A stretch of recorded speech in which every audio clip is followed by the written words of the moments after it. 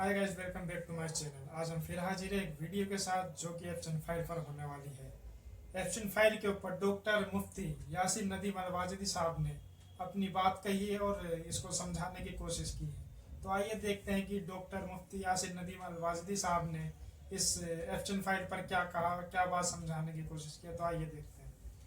वो कौन जहनीत है, वो कौन लोग हैं जो इसके पीछे हैं कि जो बाकायदा इनवाइट करते हैं किसी आइलैंड पर, वहां पे रशियन लड़कियां या बच्चियां छोटी छोटी लेकर आते हैं और उन लोगों को पेश करते हैं कि जिनके बारे में उनका अंदाजा है कि कल को जाकर ये लोग प्रेसिडेंट बनेंगे। उन लोगों को ये पहले ही ले आते हैं और पहले ही फंसा लेते हैं और उनकी फाइलें तैयार करके रखते हैं कि जब मौका मिलेगा इनको ब्लैकमेल करने का तो ये फाइलें दिखा दी जाएंगी कि भाई देखो, अगर तुम हमारा काम नहीं करोगे तो कल को ये मीडिया के अंदर रिलीज की जाएगी। आज पूरी दुनिया में इस पर गुफ्तगू हो रही है।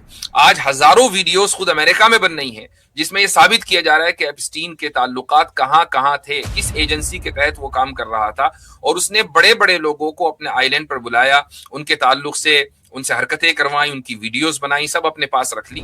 एक बात जो इस वक्त पूरी दुनिया में मौजूए गुफ्तगू बनी हुई है वो है एप्स्टीन फाइल। ये जरूरी नहीं है कि दुनिया में जो मौजू राइज हो उसके ऊपर जरूरी गुफ्तगू की जाए, ये कोई जरूरी नहीं है। लेकिन अगर हमारा मौजू मगरबी तहजीब है, वेस्टर्न सिविलाइजेशन है, तो ये इन मौजूआत के ऊपर गुफ्तगू करना इसलिए ज़रूरी हो जाता है कि इस सिविलाइजेशन के जो मूवर्स एंड शेकर्स हैं वो लोग हैं कि जो इस वक्त इस्लामोफोबिया को प्रमोट करते हैं। इस वक्त अमेरिका में ही तकरीबन $70 मिलियन से ज़्यादा सोशल मीडिया पर जो इन्फ्लुएंसर्स हैं नॉन मुस्लिम्स, उनके लिए एलोकेट किए गए हैं कि वो इस्लाम के खिलाफ लोगों को भड़काएं और नैरेटिव जो तब्दील हुआ है गुज़िश्ता 2 सालों में उसको वापस इस्लाम के खिलाफ लेकर आए। तो $70 मिलियन से ज्यादा आप अंदाजा लगाएं कि इस काम के लिए मुख्तस कर दिए गए। ये जो सोशल मीडिया क्रिएटर्स हैं ये अपने चैनलों के ऊपर, अपने जो ट्विटर है जिसको आप एक्स बोला जाता है, या टिकटॉक है जो अब चाइना के इन्फ्लुएंस से निकल कर अमेरिका के इन्फ्लुएंस में आ गया है, अमेरिकन बिजनेसमैन ने उसको खरीद लिया है। तो ये सारे के सारे जो प्लेटफॉर्म्स हैं अब इस वक्त इस्लामोफोबिया का गढ़ बन चुके हैं और यहाँ पर वो नैरेटिव चलाया जा रहा है कि इस्लाम ही खुदा न खास्ता सबसे ज्यादा ईवल कल्ट है, अलियाज़ बिल्लाह। और मकसद उसका वाज़ेह है कि ऐसा क्यों किया जा रहा है, किन के इशारों पर किया जा रहा है, ये दुनिया समझती है। तो उसमें जो सबसे ज्यादा एक एतराज किया जाता है और इस वक्त मुसलमानों के लिए जिस लफ्ज का इस्तेमाल किया जा रहा है मगरबी हलकों में, वो है पेडोफाइल्स का। और ये एक यकीनन ड्रैगेटोरी टर्म है और इसका जो हिस्टोरिकल कॉन्टेक्स्ट है वो सबको पता है, यहां उसकी वजाहत की जरूरत नहीं है। लेकिन जब से एप्स्टीन फाइल्स दुनिया के सामने आई हैं, और ऐसा तो नहीं है कि किसी मुस्लिम मुल्क ने या किसी मुस्लिम इदारे ने इन फाइलों को दुनिया के सामने पेश किया है, नहीं, बल्कि यूनाइटेड स्टेट्स का, अमेरिका का जो जस्टिस डिपार्टमेंट है उसी ने इन लाखों फाइल्स को दुनिया के सामने पेश किया है और उससे मगरबी तहजीब और इसके रखवालों का जो घनावना चेहरा है वो दुनिया के सामने आया है कि जिन लोगों को पेडोफाइल्स कहकर उनको निशाना बनाया जा रहा था, निशाना बनाने वाले खुद पेडोफाइल्स हैं। और लेकिन यहाँ एक बहुत बड़ी बात जहन में रखने की है कि वो कौन लोग हैं कि जिन्होंने इन तमाम इन्फ्लुएंसर्स को, जो पॉलिटिकली इन्फ्लुएंस रखते थे, जो अपने कल्चर के एतबार से इन्फ्लुएंस रखते थे, या बिजनेस में इन्फ्लुएंस रखते थे जैसे बिल गेट्स है, इलॉन मस्क है, वगैरह वगैरह, तो इन सब को किसने इस ट्रैप में फंसाया? वो कौन जहनीत है, वो कौन लोग हैं जो इसके पीछे हैं कि जो बाकायदा इनवाइट करते हैं किसी आइलैंड पर, वहां पे रशियन लड़कियां या बच्चियां छोटी छोटी लेकर आते हैं और उन लोगों को पेश करते हैं कि जिनके बारे में उनका अंदाजा है कि कल को जाकर ये लोग प्रेसिडेंट बनेंगे, प्राइम मिनिस्टर्स बनेंगे, इन्फ्लुएंशियल पर्सनालिटीज बनेंगे, मिनिस्टर्स बनेंगे, ये लोग बड़े बड़े बिजनेसमैन बनेंगे, मल्टी नेशनल कंपनीज चलाएंगे।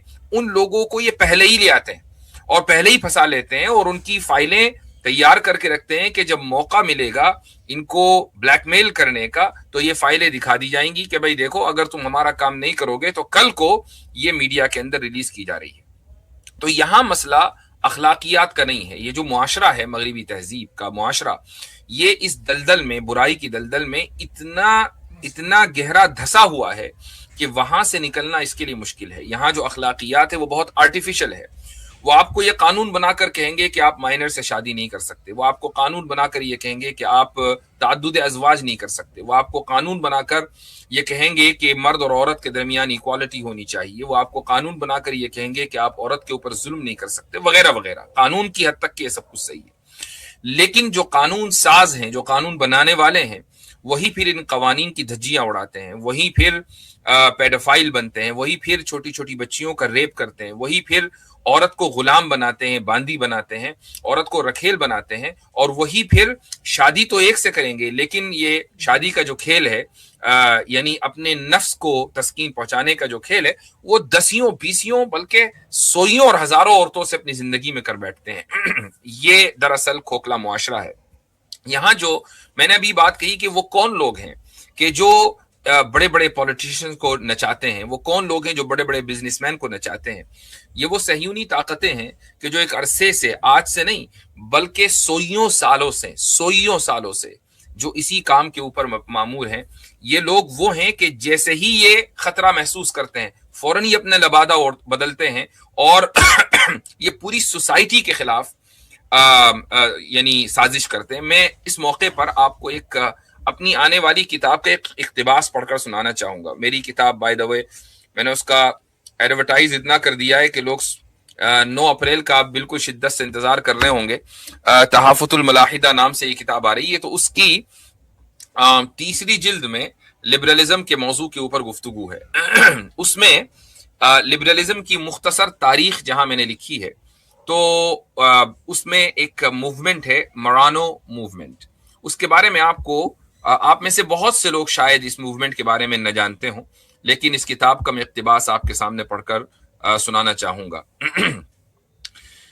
मरानो का नाम शायद बहुत से लोगों ने पहली बार पढ़ा हो। कुरून वुस्ता में, यानी मिडिल एजेस में, पूरे यूरोप में ईसाइयों की हुकूमत थी, लेकिन स्पेन ही वाहिद ऐसा इलाका था जो मुसलमानों के जेर नगी था। यूरोप के मुख्तलिफ इलाकों में जहां जहां यहूदी आबाद थे, उन पर बहुत जुल्म किया जाता था।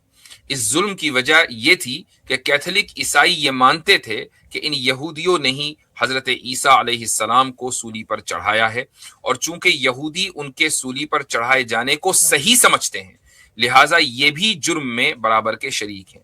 इस वजह से उन्होंने इस्लामी हुकूमत में आकर, यानी यहूदियों ने इस्लामी हुकूमत में आकर रहने को तरजीह दी। यही वजह है कि स्पेन में एक बड़ी अकलियत यहूदियों की थी जो इज्जत के साथ वहां रहती थी। वो मुसलमान जो स्पेन में आबाद थे, उनका ताल्लुक अल मगरिबुल अक्सा से था। अल मगरिबुल अक्सा का एक हिस्सा आज मोरक्को है। अल मगरिबुल अक्सा के तहत लीबिया, अलजायर, मोरितानिया वगैरह ममालिक आते हैं। जब इसराइल की नाजायज हुकूमत कायम हुई तो इस इलाके के यहूदियों ने भी बड़ी तादाद में इसराइल हिजरत की, यानी ये अल मगरिबुल अक्सा से हिजरत करके इसराइल पहुंचे। यहाँ बहुत बड़ी तादाद में यहूदी आबाद थे और आज भी किसी हद तक पाए जाते हैं। ये वो यहूदी थे कि जब स्पेन में मुसलमानों की हुकूमत लुटी और मुसलमानों ने वहां से हिजरत की, तो इन यहूदियों ने भी वहां से हिजरत की। अलबत्ता वो यहूदी जो स्पेन से मुंतकिल नहीं हुए, उन पर जुल्म सितम किया गया, लिहाजा उनमें कुछ लोग ऐसे भी थे जिन्होंने बादिल नखास्ता या जाहिरदारी के तौर पर ईसाइयत को कबूल कर लिया। तिलमुदी शरीयत पर चलने वालों की फितरत में हमेशा साजिश का उन्सुर गालिब रहा है, लिहाजा इन यहूदियों ने साजिश के तौर पर ही ईसाइयत को इख्तियार किया।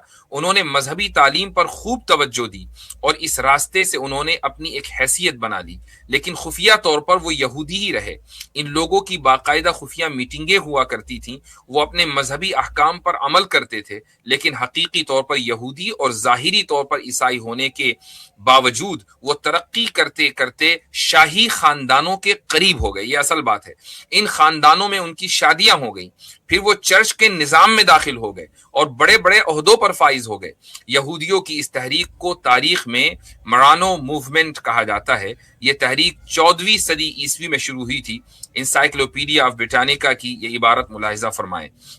अंग्रेजी की इबारत है, मैं उसका तर्जुमा आपको सुना रहा हूं। स्पेन की तारीख में मोरानो उस यहूदी को कहा जाता है जिसने जुल्म और सितम से बचने के लिए ईसाई मजहब इख्तियार किया, लेकिन खुफिया तौर पर उसने यहूदियत पर अमल जारी रखा। ये कौन कह रहा है? ब्रिटानिका। 14वीं सदी के आखिर में स्पेन के यहूदियों को मुतासिब ईसाइयों के गिरोह के हाथों खत्म हो जाने का खतरा था।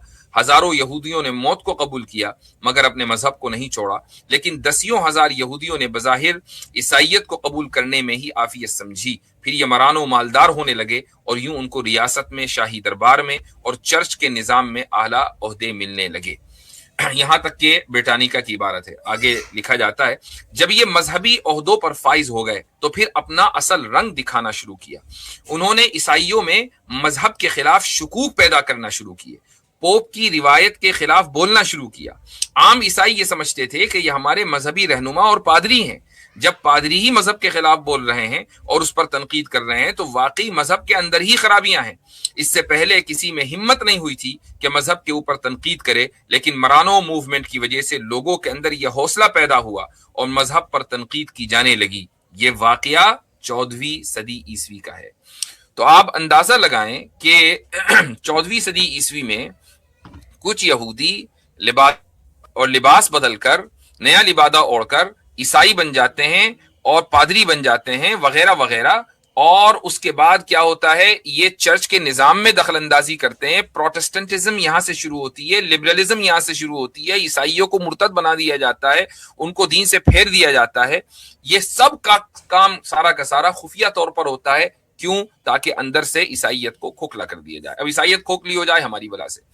लेकिन ये एक जहनियत इससे पता चलती है कि एक कम्युनिटी है खास सहयूनियों की, कि जिनका काम हमेशा उल्टा सीधा लिबास पहनकर उल्टी सीधी हरकतें करना है, जिनका काम हमेशा साजिशें करना है, जिनका काम सोसाइटी को अंदर से खोखला करना है। जो एप्स्टीन है ये किस मुल्क का एजेंट है, ये आज पूरी दुनिया में इस पर गुफ्तगू हो रही है। आज हजारों वीडियोस खुद अमेरिका में बन रही हैं जिसमें ये साबित किया जा रहा है कि एप्स्टीन के ताल्लुकात कहां कहां थे, किस एजेंसी के तहत वो काम कर रहा था। और उसने बड़े बड़े लोगों को अपने आइलैंड पर बुलाया, उनके ताल्लुक से उनसे हरकतें करवाई, उनकी वीडियोस बनाई, सब अपने पास रख ली। उसके बाद एप्स्टीन का भी कत्ल कर दिया गया जेल में। ये भी एक लंबी थ्योरी है। पॉइंट ये है कि इस पूरी सोसाइटी को एप्स्टीन ने अपना एक आदमी ने अपना महकूम बना लिया। पूरा जो जियोपॉलिटिक्स है पूरी दुनिया की, वो एक आदमी के इशारे के ऊपर नाचने लगी। वो आदमी कहां से कमांड्स ले रहा था, कहां से हुक्म ले रहा था, ये सबको पता है। तो एक खास जहनियत है जो कई सौ साल से इसी तरीके से काम करती चली आ रही है। एप्स्टीन फाइल ने जो कुछ आज तक इस सहयूनियों के ताल्लुक से लिखा गया, दरअसल उसके ऊपर मोहर सब्त की है कि हाँ ऐसा ही होता था। और ये वही लोग हैं कि जो दूसरे लोगों को खुफिया तौर पर अपने जाल में फंसाते थे ताकि अपनी मर्जी के काम करा सकें। दुनिया इसी तरीके से चलती है, जियोपॉलिटिक्स इसी तरीके से चलती है। वरना लोग ताकत की जबान बहुत सी मर्तबा नहीं समझते हैं, तो इस तरीके से लोगों को अपने जाल में फंसाया जाता है। अल्लाह ताला ऐसे लोगों को गारत करे।